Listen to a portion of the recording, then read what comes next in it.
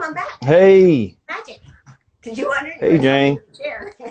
Oh my How's God. It's everything? like one problem after the next. Hi. How's it going? All right. It's going great. How are you? Good. So everyone, this is James Yaya Huff. James, I'm so glad to see you. And thank you Uh, for agreeing to be on the talk today. The talk. It's like it's my a big pleasure. It's my deal. pleasure. um, Absolutely my pleasure. so first I want to start. How are you? How are you I'm feeling? doing great. How are you, Jane?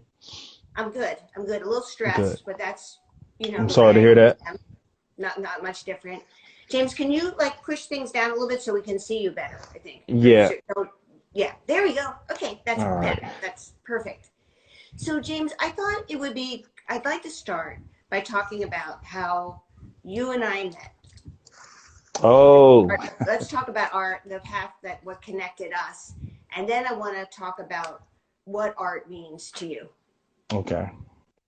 Um, so I mean, we met quite a while ago at Greaterford Prison. When you had came at the invite of Will Ersprung to do just a demonstration or workshop about mural making and public art to us. We had some fledgling art groups in prison, and we were like trying to find our footing and really trying to match purpose with our vision. And fortunately, we had Will who reached out to you guys, Will Ersprung, and who was the art therapist there, who reached out to you, and you graciously like accepted the invite. I know it was the strangest invite you probably ever got, so you accepted that, and you came out and you spoke with us, and you were amazing. I mean, it was art at first sight. You know what I mean? So it was like you came and you basically broke down like murals to us and what mural making is, and gave us a nice presentation, and talked about the possibilities and purposes of murals and what you were doing, what you were actively doing in Philly. And some of the guys that were familiar with you already, being as though they were from Philadelphia, and and they were familiar with mural arts. And to me, it was new and exciting. I had never heard of anything like this. I was new to public art, new to mural making, and to me, art existed in a very small scale. The not so in terms of scale, the biggest art to me was a large painting, and in And at the terms of time, you impact, were working on paintings then. I remember. yeah, and only very early in my development personally. So at that time, only very early in my development. So it was like and it still is new. It still is new to me. But it was a very electric time. You know what I mean? So that's the genesis of how we met. And I'll let you break Yeah, in. well, it But was interesting because to people who are tuned in, James was in his first class, and we've known each other 20 years, and that's how yeah, long we were going out to it's been a Greater while. It's Phoenix. been a while. And you know this, I've said this to you many times, that I was deeply moved, enriched. It was a life-changing experience going out there. And we decided we would do a small mural, and this small mural was in the Yeah. auditorium. And do you remember, like, the mural just never got finished? Yeah, We absolutely. kept I mean, changing our mural. It looks like the Sistine Chapel here. And then he said, I mean, if we finish it, we're sure you're not coming back. And exactly. And so, so many programs in prison, it just speak that history speaks, that story that speaks to, the transitory nature of prison programming, right? That programs come and go, and like a thief in the night, they're stolen, right? And so guys have become fearful of that, and that sort of dimmed the light on their ability to see possibility. So they were cautious in respect to that, and that caution generated those type of maneuvers and schemes. You know what I mean? right. So to me, it's always funny, to remember that. You know what I mean? But it just spoke to like how desperate and how how yearning the guys were to create, and be part of something, because it's almost like we seen the horizon of something beautiful, and we were moving towards it, and we didn't want the sky to dim. So Yeah. Yeah, I that remember. that Well, so, you know so I was called a tourist, which I got was like people Oh, coming well, down. not by I was a everybody, resident, not by not by everybody. See, everybody. and But and this is it was a point well taken, though. It's a point taken because Yeah, but people, come in and out. And I was like, no, no, no, we're not going to do that. yeah, but again, I think so along with the see, because there's a whole set of, and I'm glad you said this, but there's a whole set of mentalities that come with individuals that are impacted by the correctional system, right? So Hmm. it doesn't impact everybody the same. Everybody doesn't come out Malcolm X. You know what I mean? Everybody doesn't come out a wiser thinker or a sagacious sage and poet and all that. Some guys are desperately emotionally wounded pre-prison and then continue that journey as they go to prison. So every new disappointment is just another reaffirmation of their life struggle and pain. So, Yeah. um, and guys would voice that, you know what I mean? Guys would voice that. So we had guys, we would have meetings amongst ourselves and guys would say, well, this is some bull, you know what I mean? I think, I'm gonna just use it for what I can use it for. And, so they would speak to the negative, like the negativity would start coming out because it was all based in fear. You know what I mean? That's right. So, I've heard so much of it. So, but over time, you know what I mean? And, you proved, because you could say, you could have said anything, but you proved who you really were. You know what I mean? You were someone that was there to challenge us, motivate us, to enrich us.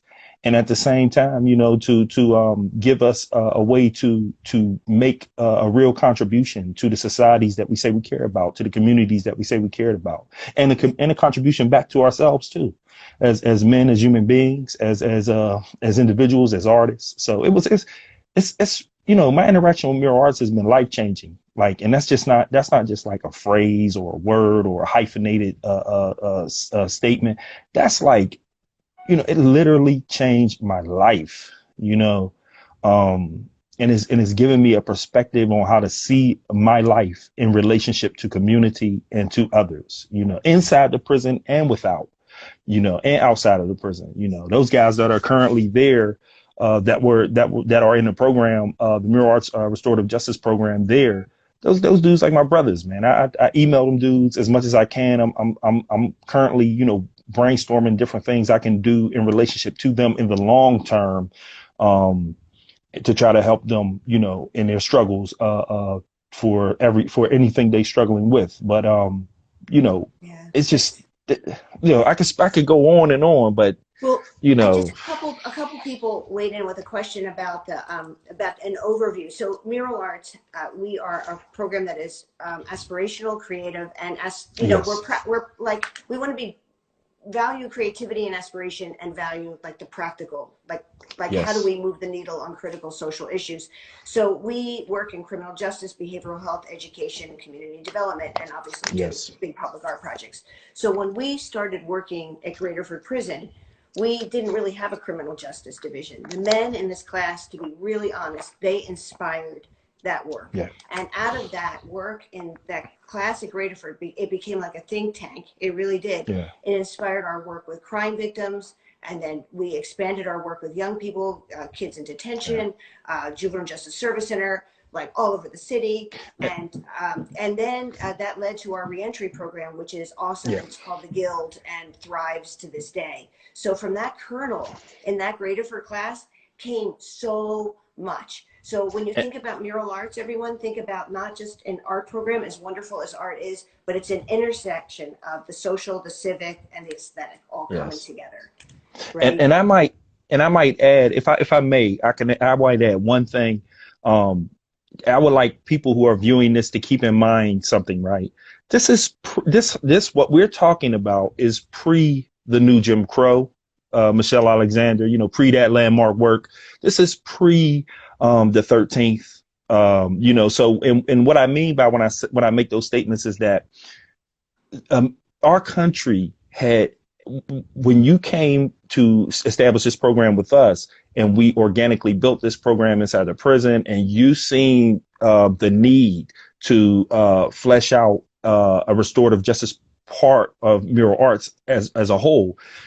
This was prior to our society taking a hard look at what mass incarceration is, Mm-hmm. and what's possible in that realm. Prisons were still in many ways a shadow realm. You know what I mean? So when you came in, there wasn't, like how we see now, it's been a sea change. It's been a drastic shift in perceptions about prisons, believe it or not. Most people would disagree. Some people might disagree.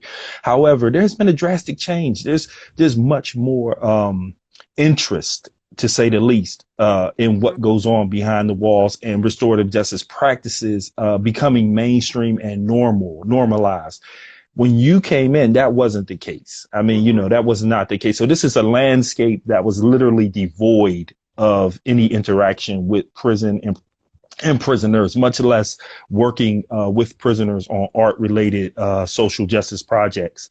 So that's important to keep in mind. Because it's about the people who get in first and want to do these things first. It's easy to, not so much easy, but it's less difficult to come in now. You know what I mean? Than it was 20 years ago. You know what I mean? That's so interesting. You're so, absolutely right. I think about the Obama years when there was suddenly an examination about yeah, mass incarceration, and that sort absolutely. of change. And while we're not there, right, to real No, reform, but we're further than we were. much And further. when you think about the arc of your time in, can you talk a bit like about sort of what kept you sane, what kept you like what always struck me. You're such a wise person and had such incredible insights in the class. I mean, I can't Thank you. like, and also another thing I want to underscore for people who are listening, this is about mutuality. This isn't about mural arts Yeah, coming in, doing something to that's true. people with, this is No, really that's true. this is a two-way street. And That's true. I'm so honored to know you. So if you could talk about that, your sort of the trajectory, and then after that, I want to get into like COVID-19 and what this means and what you're going through. Absolutely. Let's talk about this sort of arc of your life So, and what art, like the role of art for you. that's a great question. I'm like honored to even delve into this question. Um, I was watching Shaka Senghor's live a couple days ago, and he hit on a great point that people who meet him now believe that he's always been that way. He's always been an author. He's always been et cetera, et cetera, et cetera. And that's nothing could be further from the truth, right? Our lives travel on like, as you say, an arc, you know what I mean, or a twisted path for others, right? And so with me, I've been fortunate and unfortunate in many ways, right? So in a fortunate sense, I had a great early education. So I think in that's sort of anchored me throughout my life. I learned how to read at a very young age. So I was blessed in that regard. However, I was in a dysfunctional family and a dysfunctional community. So those two things combined in some very stressful times, and it came up during the late 70s and early 80s, throughout the 80s in the Reagan era. So socially, this country was going through massive changes, and the underclass was absolutely devastated and decimated economically, and in a lot of ways socially, through various things, drugs, and other social ills. So I was sort of caught up in the midst of a lot of that. And unfortunately, that stuff led me to prison, right? That stuff put me on a path, and I made some horrible decisions to assist that. And I ended up in prison. That early education anchored me. I had some positive role models early along in my life, so that anchored me also. I've always been an artist, but without formal training and without someone to guide you, that raw talent remains raw talent. It remains unpolished. So, lacking the encouragement and those other things, I was just someone who was just like cast to the wind, and found myself where I found myself. Being in prison, what helped me remain sane was that I have an intense belief that I am a good person at the core of who I am, and that I see others as generally good people at the core of who they are. So I don't believe in people are essentially bad, right? So that in itself, though, that grounds me in a place where I don't see the world as a bad place. I see the world as essentially hope filled and full of possibility that is positive. I've come to discover many other people don't share that that viewpoint. So I'm not unique in that respect, but I understand that I'm part of a group. That's not the whole view of life. So, but that is the core of what helped me remain sane, because I've read a lot of books, I've studied, I've took a lot of classes, I've been engaged in a lot of things, but all those things don't allow you to remain sane in an unsane environment or in an insane world. What happens is you have to have core beliefs inside you that ground you and order how you view life, that order your perspective and order, you know, are you going to see that when you wake up in the morning, are you going to see the world as good or are you going to see the world as bad? And that is a fundamental yet profound question that each individual must answer for themselves when confronted with existential crises, whether they be life sentences in prison, death sentences in prison, whether they be terminal illnesses, whether they be challenges about struggles with other things in life that are just as equally damaging and stressful. And I think that's what kept me, if I might consider myself sane, that's what kept me sane, you know. And it didn't help, and it didn't hurt, rather, to be the type of person that is open to people. I'm welcoming to people. I don't operate from a place of fear. So I'm very welcoming to people. I'm to a fault, almost. I am interested in people. And I think that has helped me a lot. Well, I know Akil Robertson's, Luis Gonzalez, Russell Craig. I know a lot of the guys really looked up to you as a mentor. Could you talk about that? I mean, because I think that I know you're modest, but the truth is that I think you also inspired like a generation of younger people coming up, and not so young people. I mean, of all ages, actually, to think about themselves as artists, right? And in a serious way. Yeah, I really care. I mean, so mentorship is an interesting thing. That one, it's an honor to be considered, that someone would consider me, a mentor to them. But I guess that only speaks to their bad judgment, right? But no, seriously speaking, no. I mean, so that's an honor to me, man. You know what I mean? That's an honor. I mean, when I to have the ability to say things to those guys and other people that they take serious, and they value, that means a lot to me. Believe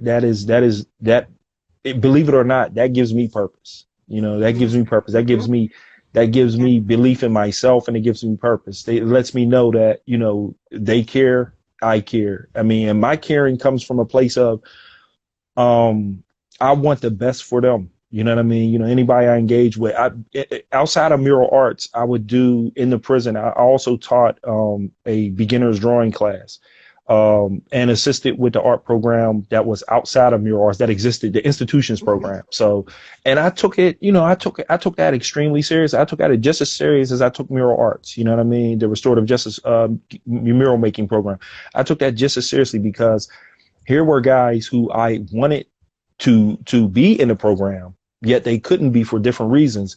And my thing was, whatever materials I can give them, whatever advice or instruction that I can provide them in the way of art and or life, I would do and did to help them navigate the prison system, to help them navigate their own lives, and to help them have successful outcomes in life in general and in art. You know what I mean? So one of my deepest and fundamental beliefs is that art is something that people have that can literally change their destinies, can save their lives, can provide them with a sense of peace and comfort. It is not necessarily cash. So, you can't take it in the store and spend it necessarily. So it doesn't have that type of value. It doesn't have a monetary value, but it has something much more priceless and more valuable than that. I have seen and witnessed the power of art throughout my 27 years of prison. I have watched it bring people of different races together, different creeds, people who literally hate each other. I have watched them bond through art. So I've seen that. You know what I mean? And so to be a person who can be the sort of connection to bring those things together it remains a pleasure to me. So in my new journey outside of prison, I'm finding my way and how to recreate some of the things I did in prison and how to adjust them, recalibrate them to the society. You know what I mean? Because everything's not as transferable as I would like to think. So what I've come to understand is that the need is still there. The need is still there, right? The mentorship need is still there. The need for people who can bring materials, who can bring resources, advice, and guidance is still there. The need is there. However, how that need gets filled is the important piece. That's the piece that I have to get myself into the game of understanding and learning. And I'm a quick study. I'm picking up fast, you know. But go ahead. Oh, no. I was going to say, and now we're in this pandemic. So, like, how does this factor into how you're thinking? And talk a bit about that, how this has been for you, and also the role of art. And then I want to come around to a question a reporter posed to me. Okay. She was saying, well, you know, the work you're doing, because we're doing these decals and vinyls, like Yes. 1,600 of them around the city. We're putting up murals on boarded up buildings. We're doing banners and repaste and posters. Yes. I mean, public health messages, trying to be value added and put money in artists' pockets. Absolutely. And she said, well, why should people care about art at a time when so many people are unemployed and others are sick and it's a crisis in the world? So I'd like to hear about how you're responding to this crisis, the role you think art plays, and how you'd respond to that question. Absolutely. So let me sort of take the COVID-19 crisis and just say that one, man, I'm fine. My family, my immediate family's fine, and I pray that everyone watching that is the same. The case is the same. That they are healthy and well. So and do everything possible to remain safe. You know what I mean? So everyone knows the CDC guidelines. Please follow them, and you know, think about the health of others as you think about the health of yourself. With that said, I am fine. This is unprecedented in the modern United States history. So we've never seen anything like this. I mean, you have to go back to 1918 to get an image of what happens in a pandemic. You know, so in the modern times, we've never seen anything like this. With that said, it is literally brought to a screeching halt. Everything, business, economics, sports, all areas of people activity in society literally have come to a screeching slowdown, if not halt. What do you do in a situation like this, right? You know, as human beings, we got to keep on keeping on. We got to keep on moving on. And how we do that is we do it remotely. You know, we do it safely. You know, and we do it in a way where we try to preserve normalcy and adjust to abnormal conditions at the same time. And each individual has to navigate that in their own way. Art and creativity is extremely important in that journey. You know, whenever I hear people, I've heard that question posed I'll go to the question now about why is art important, right? So I've heard that thing. I've heard it so many different ways. It's a shame because I've heard it in different, you know, and because I've always tried to understand the place where that question comes from, right? Because I've always wanted to know, this is sidestepping the question to a degree, does it come from a place of resistance to art and creativity, or is it a legitimate question, right? So I've always wondered, you know, the premise. I've always challenged the premise of it, you know, like where does it come from? Like what's the motivation for that? Now, if I take the question and just answer it, you know, face on its face, I always have said this, that in times of human crisis, right, art has served as the only reliable balm that we have for our psyche and our souls. That's unquestioned. I mean, you know, people in the Nazi Holocaust created art, you know, to survive.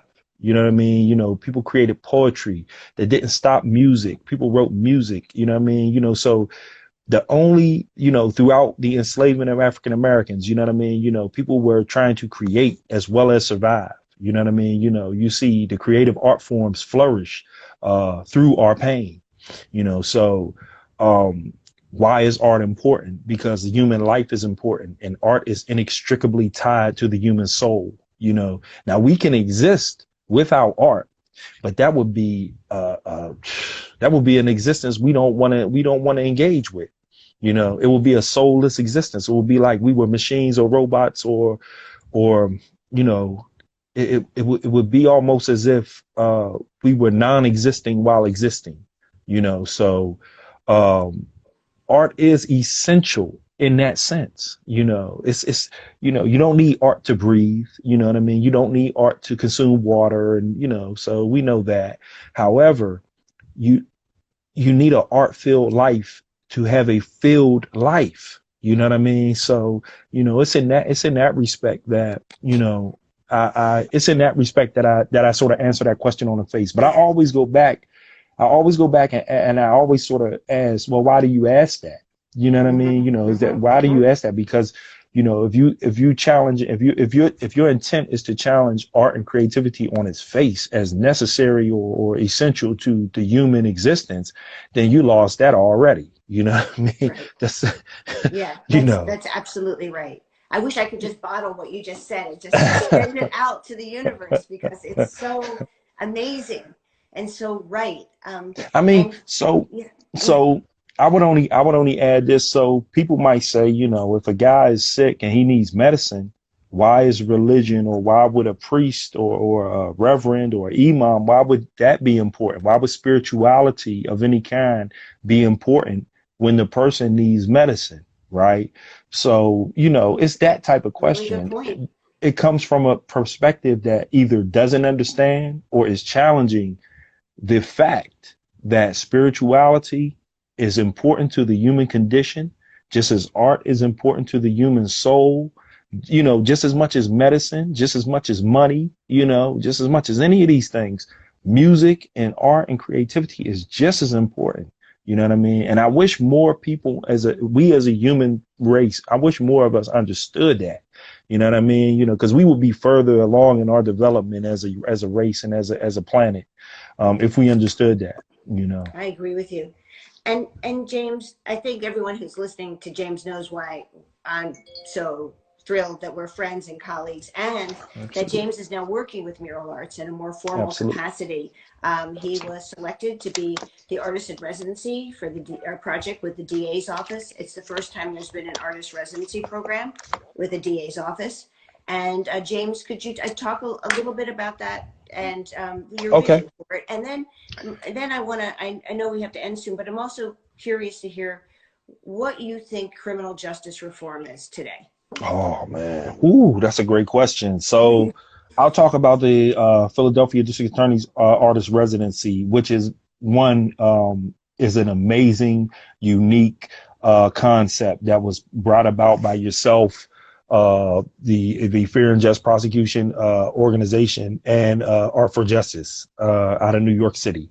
And man, so the DA's artist residency, in short, is me coming in, working through mural arts and putting together an art project that can center the lived experiences of individuals impacted by the criminal justice system in Philadelphia, and sort of and in a broader way also, in a national way also, but focusing on Philadelphia and taking information and data from the DA's office and sort of bringing that into or distilling that into artistic works, and using that to fuel certain artistic works, and also bringing in my own perspectives and perceptions about criminal justice issues and victims and returning citizens, or as some people still call ex-offenders. Um, you know, that this project, when I first heard about it, I was blown away.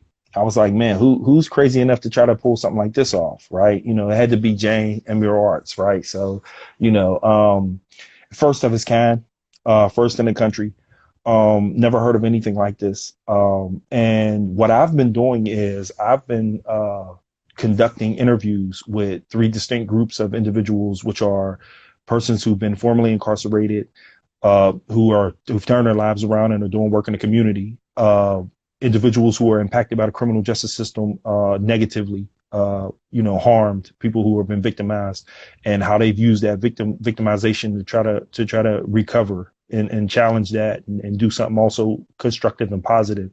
And people who work in the DA's office, staff and persons who prosecute crime, who are interested in a more productive and progressive outcome for all parties, and particularly that benefits the city and all its residents. So that's been my project, and trying to conduct interviews and produce videos. COVID-19 has impacted my project because it made it more difficult for me to work on site in Philadelphia because I'm based in Pittsburgh. So that in and of itself has been a problem. I've had to adjust remotely and do things via phone, via telecommunication like this. And that's been somewhat of a struggle. It's a project that requires somebody to be on the ground, that not to be affected by something like this, a pandemic that would limit travel.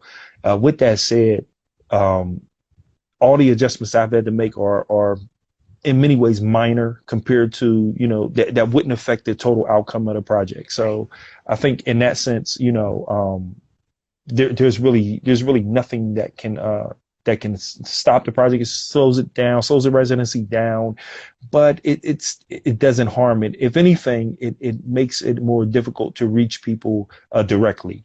So it just facilitates the need for these type of interactions more so. Yeah. But Exactly. overall, It'll be beautiful, and for everyone who's listening, the work will be in public space absolutely, by October, November. absolutely. Yay. And so I think you asked me something Criminal about justice reform. Today? What does that look like? oh man. So there's two things going on that I see. So in a macro picture, there's a push to get as many folk out as possible who are deserving of release, who are reformed, who fit the criteria for reform and can get out here and contribute to their own lives and the lives of others in society. So there's a big push for that. There's a lot of grassroots groups. Some of them I work with in Pittsburgh. There's a ton of them in Philadelphia who I'm familiar with, and they are actively and aggressively working hard to decarcerate different spaces, whether it be the county prisons and the state prisons and the federal prisons. In the sort of micro sense, inside prison, there's also a lot of grassroots activity and reformation. I think the difference is there remains a sort of static dissonance between those two entities. Having been in that environment and interacted with groups on the outside, criminal justice reform from that perspective was slowed or impacted negatively in the sense that we didn't have direct contact as much to organize and to work more intensely together. So what I see now on this side of society is that I see that the groups out here, they're doing great work, but it doesn't really reach as well as it could the guys in there. They're not aware as much of what's going on. There's still a divide, whether it's a digital divide, it's an informational divide, it's still a divide. You know what I mean? The system has been effective in separating people in that respect, but the push to get individuals released has been interesting in Pennsylvania. Criminal justice reform in Pennsylvania, much to everybody's, people would disagree with me on this, but it's been working. I think the strategies to make it work have been interesting. Pennsylvania has shown as a state that it will follow the law when it is pressured by the public and by the federal government. So what what is essential for people to do in reform in this state is that they activate those two mechanisms, that they That's use right. their public pressure and they use the federal law to stimulate the state to do those things, to engage in releasing people and to change laws that would help release people. Now, let me be totally clear and upfront. Myself, as well as many other guys who've worked on prison reform, prison issues, and social change within the prison system and without, we don't advocate the release of anybody who's a threat to public safety. You know what I mean? So, Right. we totally disagree with that. We totally disagree with releasing anybody who presents any threat to any Mhm. individual in society. We don't condone any violence or justify any violence. So, with that said, the goal has always been to release people who can be contributors to a better society and a beloved community. That's right. And so in the prison, the job of reform and criminal justice reform, the shape that it took was reforming individuals. You know what I mean? And hopefully on like not in a retail sense, but in a mass, in a wholesale sense, like reforming as many individuals as possible so they could be fit to return to society and contribute positively to their own lives and to the lives of others in the community. And that to me is sort of the shape of reform as we see it. Right. It's about getting individuals out. It's Yeah. about getting individuals out. And with COVID-19 now more than ever, I never like to be a crisis oriented thinker. So everything that I think and sort of envision and plan and want to work on are things that sort of transcend the crisis, right? Right. So they're not inextricably tied to a crisis. So but that is ultimately the goal, is to get individuals out who can be assets to the community and to the society. you Well, know thank you. Unfortunately, we're out of time, but I commend you for that. And I think what James is saying is that we cannot sit on the sidelines. no, And we're absolutely. also saying that, and the epidemic has taken from us, like physically, spiritually, psychologically, economically, but it cannot take away our ability to hope for a better world. And that's what you're doing Absolutely. every single day. So, James Hough, thank you. You're an extraordinary Absolutely. muralist and artist, human being, citizen, activist, organizer. We love you. You inspire us at Mural Arts, and we're going to keep going. We're Absolutely. undaunted. And everybody out there, remember to support the arts. You heard it Yes, from yes, James. absolutely. Absolutely. Art makes our world a better place, and you make our world a better place. So thank you, James. Absolutely. And I'll be Absolutely. talking Thank to you, you Jane. later. And I look forward to Absolutely. great projects. Take care. Absolutely. All Bye. See right. you next Wednesday, everyone. Bye. Next Seligman next All week. right. Bye, All right. James. All right.